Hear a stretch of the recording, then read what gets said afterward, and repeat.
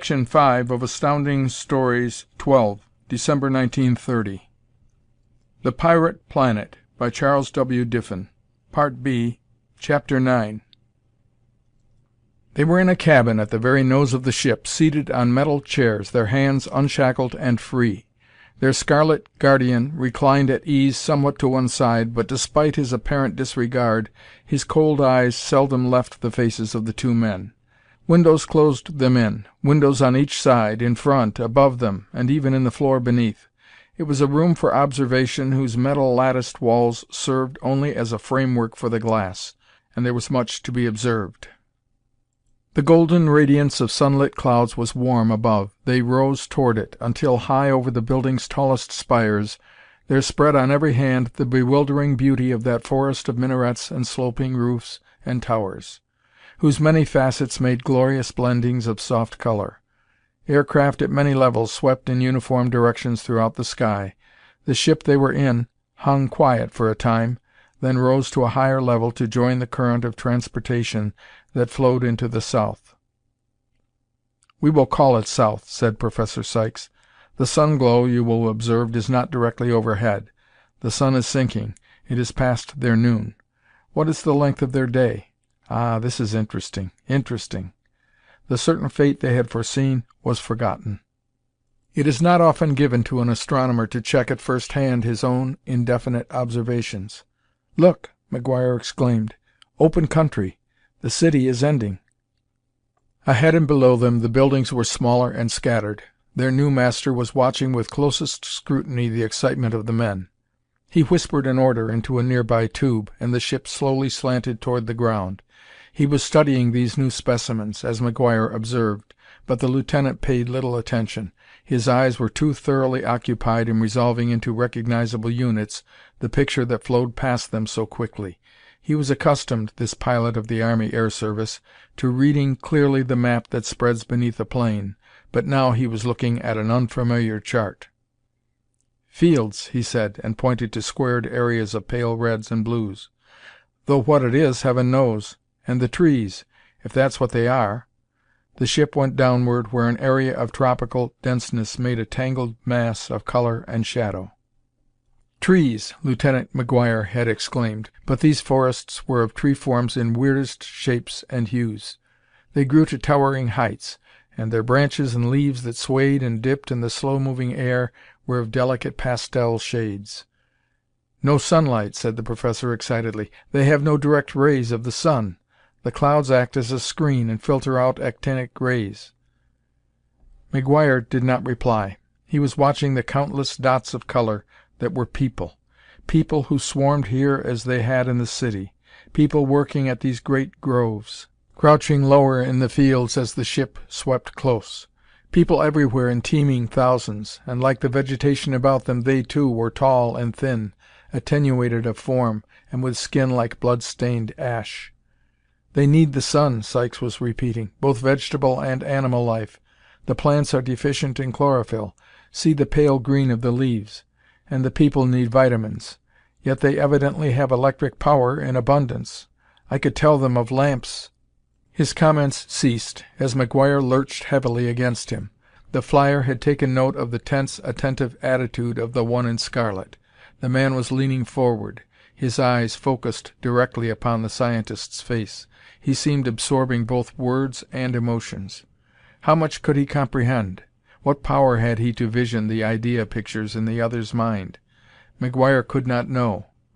But, "Sorry," he told Sykes. "That was clumsy of me." And he added in a whisper, "Keep your thoughts to yourself. I think this bird is getting them."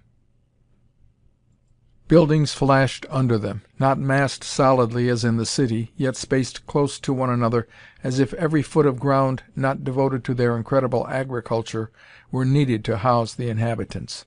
The ground about them was alive with an equally incredible humanity that swarmed over all this world in appalling profusion. Their horrid flesh, their hideous features, and their number. McGuire had a sudden sickening thought. They were larvae, these crawling hordes, vile worm things that infested a beautiful world, that bred here in millions, their numbers limited only by the space for their bodies and the food for their stomachs. And he, McGuire, a man, he and this other man with his clear thinking scientific brain were prisoners to this horde, captives to be used or butchered by those vile, crawling things. And again it was this world of contrast that drove home the conviction with its sickening certainty. A world of beauty, of delicate colors, of sweeping oceans and gleaming shores, and towering cities with their grace and beauty and elfin splendor, yet a world that shuddered beneath this devouring plague of grub-like men. They swept past cities and towns and over many miles of open land, before their craft swung eastward toward the dark horizon. The master gave another order into the speaking tube, and their ship shot forward, faster and yet faster, with a speed that pressed them heavily into their seats. Behind them was the glory of the sunlit clouds, ahead the gloomy gray-black masses that must make a Stygian night sky over this lonely world, a world cut off by that vaporous shell from all communion with the stars. They were over the water. Before them a dark ocean reached out in forbidding emptiness to a darker horizon. Ahead, the only broken line in the vast, level expanse, was a mountain rising abruptly from the sea. It was a volcanic cone surmounting an island. The sunlight's glow reflected from behind them against the somber mass that lifted toward the clouds. Their ship was high enough to clear it, but instead it swung, as McGuire watched, toward the south. The island drifted past, and again they were on their course. But to the flyer there were significant facts that could not pass unobserved.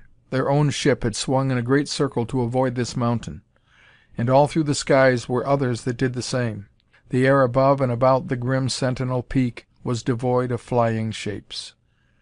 McGuire caught the eyes of the counselor, their keeper.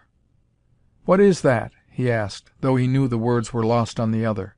He nodded his head toward the distant peak, and his question was plainly in regard to the island, and for the first time since their coming to this wild world, he saw, flashing across the features of one of these men, a trace of emotion that could only be construed as fear. The slitted eyes lost their look of complacent superiority. They widened involuntarily, and the face was drained of its blotched color. There was fear, terror unmistakable, though it showed but for an instant. He had control of his features almost at once, but the flyer had read their story. Here was something that gave pause to this race of conquering vermin. A place in the expanse of this vast sea that brought panic to their hearts. And there came to him, as he stowed the remembrance away in his mind, the first glow of hope. These things could fear a mountain. It might be that they could be brought to fear a man. The sky was clearing rapidly of traffic, and the mountain of his speculations was lost astern, when another island came slanting swiftly up to meet them as their ship swept down from the heights. It was a tiny speck in the ocean's expanse, a speck that resolved itself into the squared fields of colored growth, orchards whose brilliant strange fruits glowed crimson in the last light of day, and enormous trees, beyond which appeared a house. A palace, McGuire concluded, when he saw clearly the many-storied pile. Like the buildings they had seen, this also constructed of opalescent quartz. There were windows that glowed warmly in the dusk. A sudden wave of loneliness, almost unbearable, swept over the man. Windows and gleaming lights, the good sounds of earth, home! And his ears, as he stepped out into the cool air, were assailed with the strange cackle and calling of weird folk.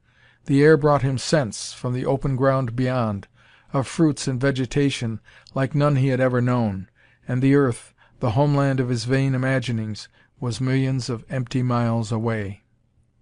The leader stopped, and McGuire looked dispiritedly at the unfamiliar landscape under dusky lowering skies. Trees towered high in the air, trees grotesque and weird by all earth standards, whose limbs were pale green shadows in the last light of day. The foliage, too, seemed bleached and drained of color, but among the leaves were flashes of brilliance where night-blooming flowers burst open like star-shells to fill the air with heavy scents.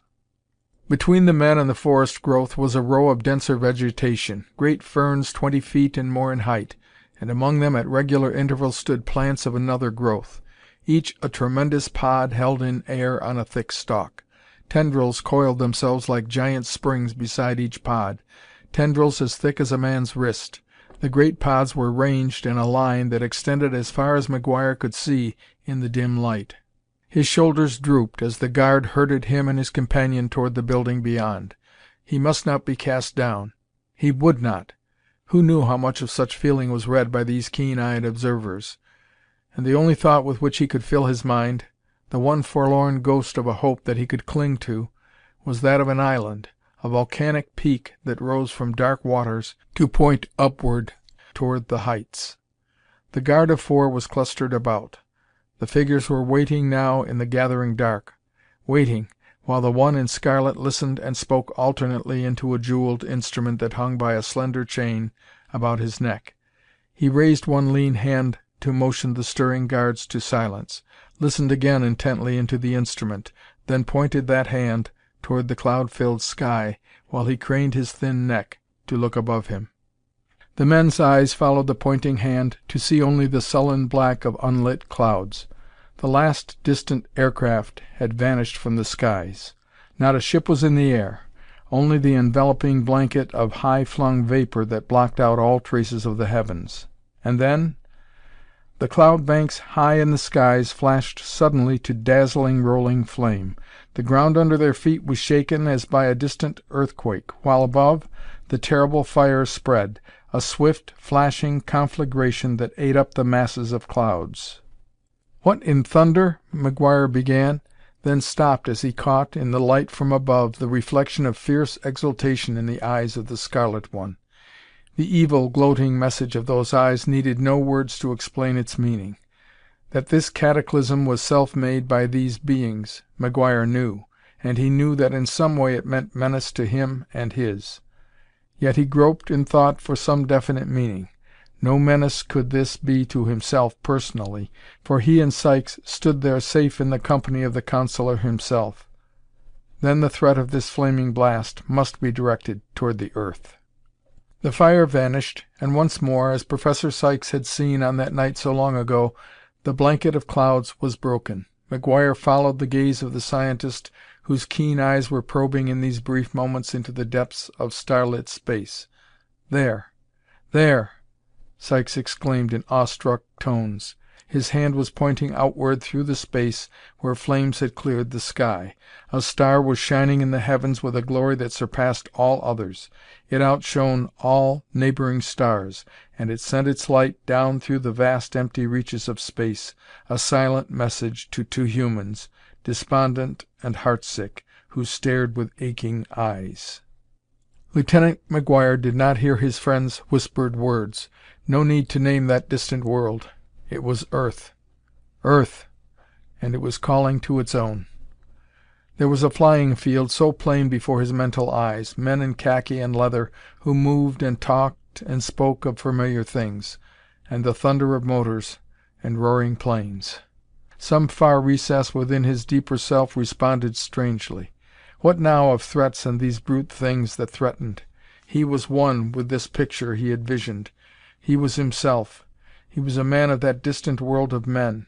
They would show these vile things how men could meet menace or death. His shoulders were back, and unconsciously he stood erect.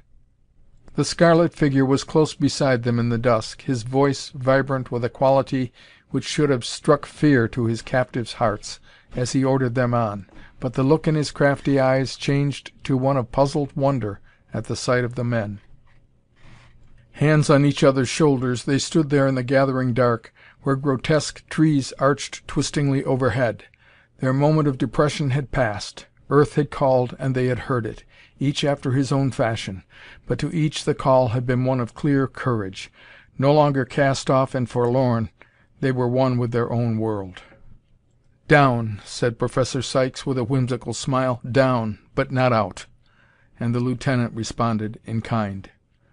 "Are we downhearted?" he demanded loudly, and the two turned as one man to grin at the Scarlet One as they thundered, "No!"